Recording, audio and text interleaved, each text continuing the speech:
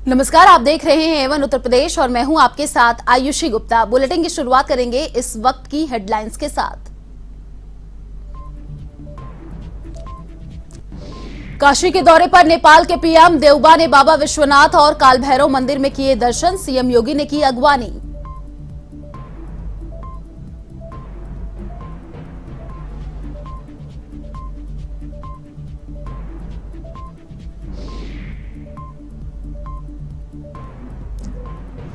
चांद के दीदार के साथ रमजान का पवित्र महीना शुरू। सीएम योगी और अखिलेश यादव ने दी मुबारकबाद। धैर्य, आत्म अनुशासन और सहनशीलता का दिया संदेश।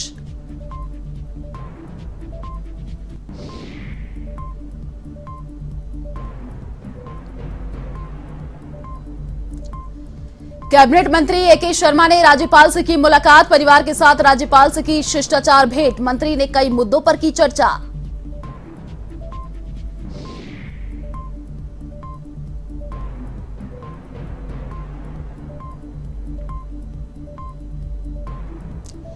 एक्शन में यूपी पुलिस। रायबरेली पुलिस ने बाइक सवार चैन स्नेचर को गोली मारकर किया गिरफ्तार। बुलंदशहर में अंतर जनपदीय गिरोह का पर्दाफाश। 2 आरोपी किए गिरफ्तार।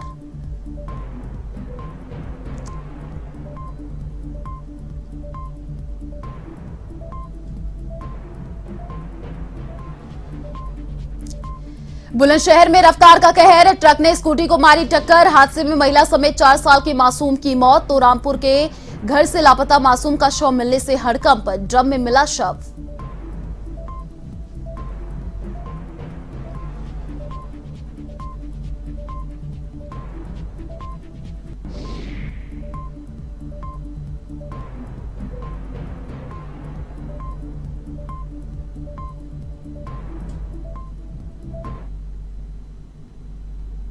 और अब खबरें विस्तार से। नेपाल के प्रधानमंत्री शेर बहादुर देउबा और उनकी पत्नी आरजू राणा देउबा ने काशी विश्वनाथ और बाबा काल भैरव मंदिर में दर्शन पूजन किया। उनके साथ 40 सदस्यीय दल भी मौजूद रहा। वहीं इससे पहले वाराणसी के लाल बहादुर शास्त्री इंटरनेशनल एयरपोर्ट पर उनके डेलीगेशन का स्वागत सीएम योगी आदित्यनाथ ने किया। इसके बाद वह काशी विश्वनाथ और बाबा काल भैरव मंदिर के लिए निकले, जहां जगह जगह उनका जमकर स्वागत हुआ।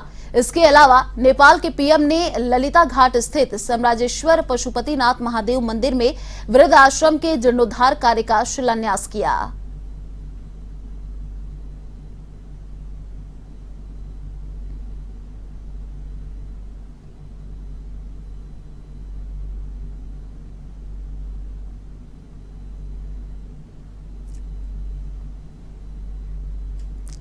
उत्तर प्रदेश के मुख्यमंत्री योगी आदित्यनाथ ने पवित्र रमजान माह के अवसर पर प्रदेशवासियों को मुबारकबाद दी है।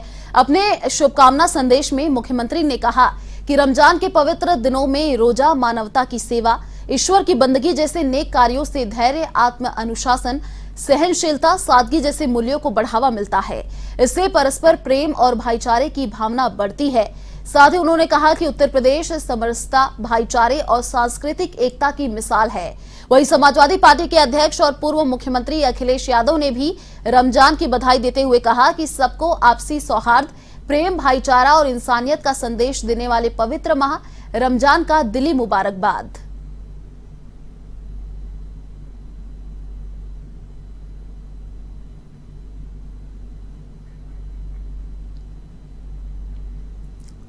यूपी सरकार में कैबिनेट मंत्री एके शर्मा ने राज्यपाल आनंदीबेन पटेल से शिष्टाचार भेंट की। लखनऊ स्थित राजभवन में एके शर्मा ने परिवार के साथ राज्यपाल से मुलाकात की। इस दौरान मंत्री शर्मा ने राज्यपाल से विभिन्न मुद्दों पर चर्चा भी की।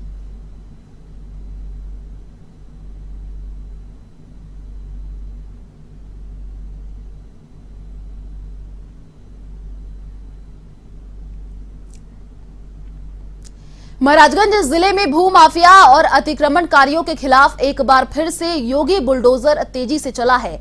नौतनवा तहसील क्षेत्र के पकड़ीडीहा गांव में जिलाधिकारी के निर्देश पर नौतनवा उप जिलाधिकारी राम सजीवन मौर्य ने ऑपरेशन पहल में एक्शन की है। इसमें सपा नेता भू माफिया के कब्जे से सरकारी जमीन पर बने आवास पर बुलडोजर चलवाकर भू माफिया के कब्जे से अतिक्रमण हटाया गया। इसमें बाबा का बुलडोजर चलने के बाद महाराजगंज जिले में भू माफिया सत्ते में आ गए हैं। अवैध अतिक्रमणकारियों पर बाबा का बुलडोजर चलने के बाद भू माफिया डर के माहौल में जीने को विवश हो गए।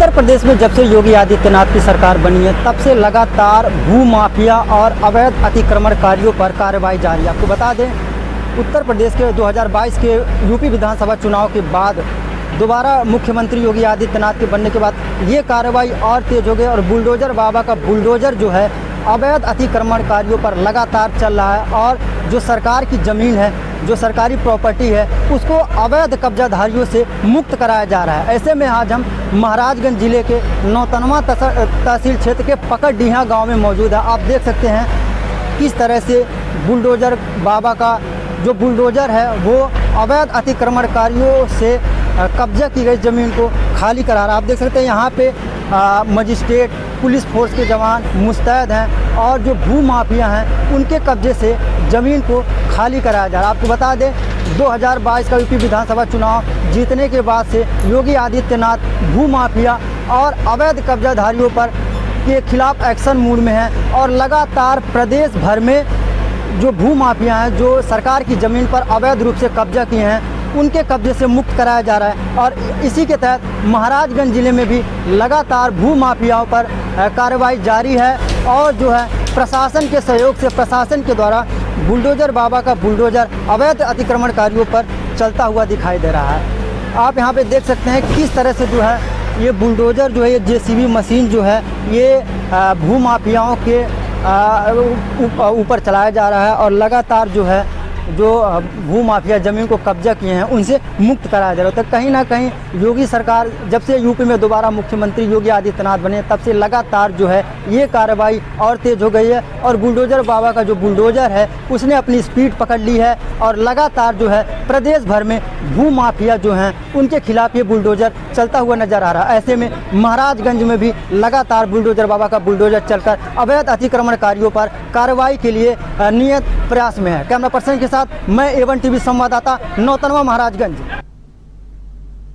बुलंदशहर में तेज रफ्तार ट्रक ने स्कूटी सवार दंपति और 4 साल के मासूम को कुचल दिया, जिसमें महिला और 4 साल के मासूम की मौत हो गई, जबकि महिला का पति गंभीर रूप से घायल हो गया है, जिसके बाद गुस्साए ग्रामीणों ने सड़क को जाम कर दिया। साथ ही आपको बता दें कि इसी के कारण रोड पर वाहनों की लंबी कतारें लग गई। तो वही घटना की सूचना मिलने पर पुलिस मौके पर पहुंची और समझाइश कर मामला को शांत करवाया। फिलहाल पुलिस पूरे मामले की तफ्तीश कर रही है।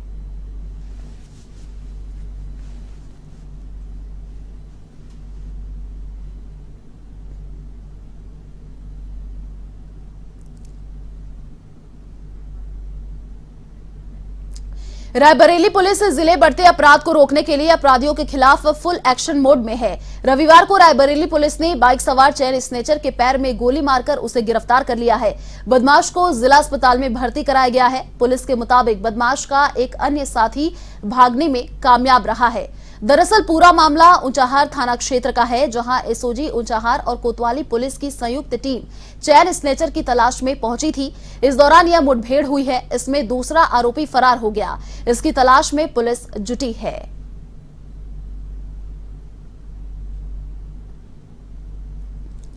कुछ दिनों से एक बाइकर गैंग सक्रिय हुआ था जो कि चेन छिनैती कर रहा था। इस संबंध में मुकदमा पंजीकृत कर गैंग के सदस्यों की गिरफ्तारी हेतु टीमें लगाई गई थी, जिसमें आज सुबह एसओजी टीम, थाना ऊंचाहार की टीम और थाना कोतवाली टीम के द्वारा घेराबंदी की गई, जिसमें कि बाइक सवार 2 बदमाश ने पुलिस टीम पर फायर किया और जवाबी आत्मरक्षा फायर में उनमें से एक व्यक्ति के पैर में गोली लगी है। बुलंदशहर में राह चलते लोगों की चैन स्नैचिंग और उनसे लूटपाट करने वाले अंतर जनपदीय गिरोह के 2 आरोपी गिरफ्तार किए गए हैं। नगर कोतवाली पुलिस ने विशेष अभियान चलाकर इनको दबोचा है। पुलिस ने इनके पास से लूटी हुई 12,000 की नकदी, सोने की 2 चैन, 2 तमंचे और कारतूस बरामद किए हैं। ये बदमाश राह चलते लोगों को अपना निशाना बनाते थे। आरोपी जुनैद और नाजिम पर पहले से दर्जन भर मामले दर्ज है। पुलिस गिरोह के अन्य सदस्यों की धरपकड़ में जुटी है।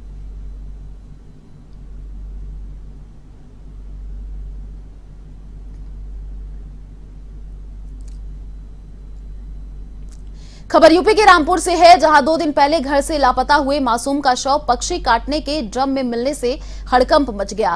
घटना के बाद पूरे क्षेत्र में आक्रोश फैल गया। वहीं मामले की सूचना पाकर पहुंची पुलिस ने एक संदिग्ध को हिरासत में ले लिया। मासूम की शिनाख्त अरहान के रूप में हुई है। फिलहाल पुलिस मामले की जांच में जुटी है।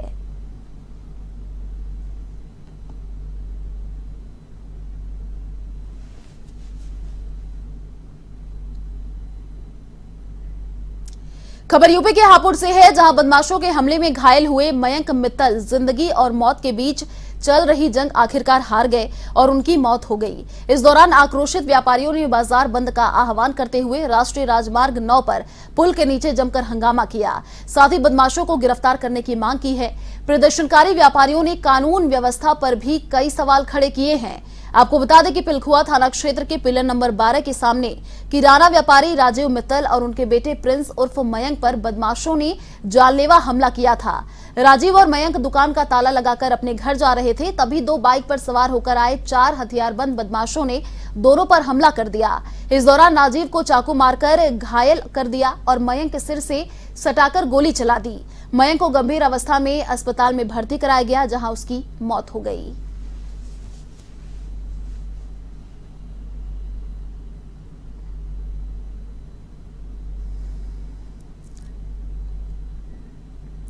खबर गोरखपुर के तिवारी थाना क्षेत्र से है, जहां सूरजकुंड धाम के पोखर में डूबने से एक युवक की मौत हो गई, जिसके बाद एसडीआरएफ और गोताखोरों की मदद से युवक के शव को बाहर निकाला गया। जानकारी के मुताबिक युवक अपने साथियों के साथ कुंड में नहाने गया था, लेकिन नहाते समय गहराई में चले जाने से डूब गया और उसकी मौत हो गई। घटना को लेकर युवक के परिजनों ने धरना प्रदर्शन भी किया।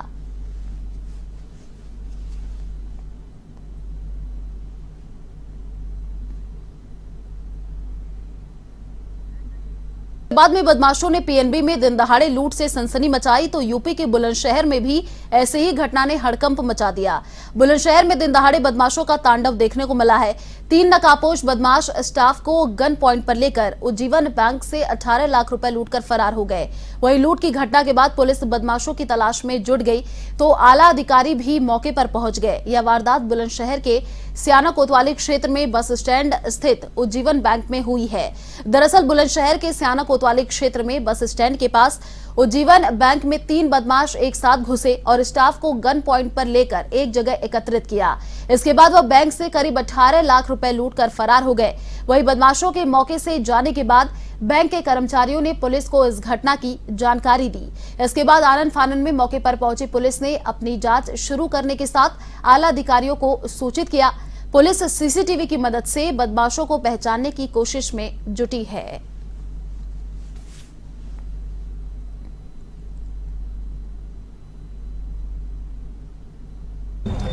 देखिए, लगभग ये घटना जो है 4:45 से 5 बजे के बीच की घटना है। 3 लोग आए हैं जिन्होंने मुंह पे धाड़ा बांधा हुआ था और उसके बाद वो बैंक के अंदर गए हैं और वहाँ पर कर्मचारियों को एक तरफ करके उन्होंने अपना तमंचे दिखा के लूट किए। लगभग जो अब तक की प्राप्त जानकारी है, लगभग 18 लाख रुपए यहाँ पर कैश रखा हुआ था, जिसको वो अपने साथ ले गए।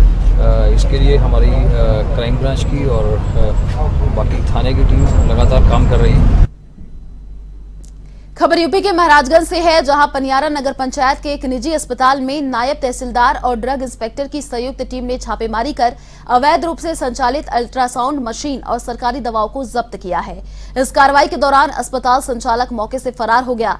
वहीं प्राथमिक स्वास्थ्य केंद्र से लगभग 100 मीटर की दूरी पर एक निजी अस्पताल पर बड़े पैमाने पर सरकारी दवाओं का मिलना जांच का विषय है। फिलहाल मामले की जांच जारी है।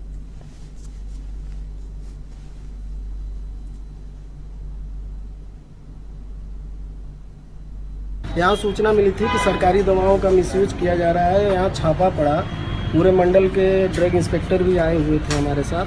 छापा पड़ने पर बिना लाइसेंस का मेडिकल स्टोर पाया गया और उसमें सरकारी दवाएं भंडारित पाई गई भारी मात्रा में। कौन सी कार्रवाई की जा रही है? सीजर की कार्रवाई कर दी गई है। अब थाने जा रहे हैं, हम लोग FIR लिखे। सर, किसकी कमी आपको लगती है कि सरकारी दवाएं क्योंकि पास में अब ये जांच का विषय है ना। अब FIR कराएंगे, पुलिस अपना जांच करेगी। खबर बरेली के फरीदपुर इलाके से है, जहां जवाहरगंज ग्राम की कोटेदार उषा देवी पर समय पर राशन वितरित नहीं करने का आरोप लगाया गया है। तो वही मामले को लेकर ग्रामीणों ने धरना शुरू कर दिया है। ग्रामीणों का आरोप है कि उषा देवी का बेटा राशन देने से पहले अंगूठा लगवा लेते थे, लेकिन राशन वितरित नहीं किया जा रहा है, जिसे लेकर रसद विभाग को भी शिकायत की गई, लेकिन कोई कार्रवाई नहीं हो रही है।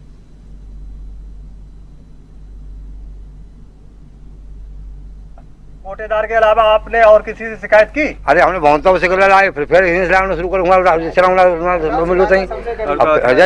कहना चाहेंगे? अरे दीपक मेरा नाम है, ग्राम लहतापुर से। मेरे जो कोटेदार हैं उषा देवी, वो बार बार जाते हैं, हम लोग अंगूठा लगवा लेते हैं, मगर कोई गल्ला नहीं देते हैं। हम लोग कहते हैं तो मुझे कहती हैं कि जाओ जो कर मिले तो कर लेना। उसका लड़का दारू पी के हंगामा करता है, हम लोग परेशान करते हैं। हम लोग बीजेपी वालों को वोट दिए हैं, तो अब उन्होंने और सपा जो कहते हैं कि तुमने बीजेपी को वोट दिए वही जाने। विधायक जी से हमने कही थी, विधायक जी ने कि एसटीएम जाना, जरा हम देखेंगे, देखो हो जाए काम तब की है। फिलहाल आप क्या कहना चाहेंगे? नरेश बेरी बात जान गल्ला ही ना है।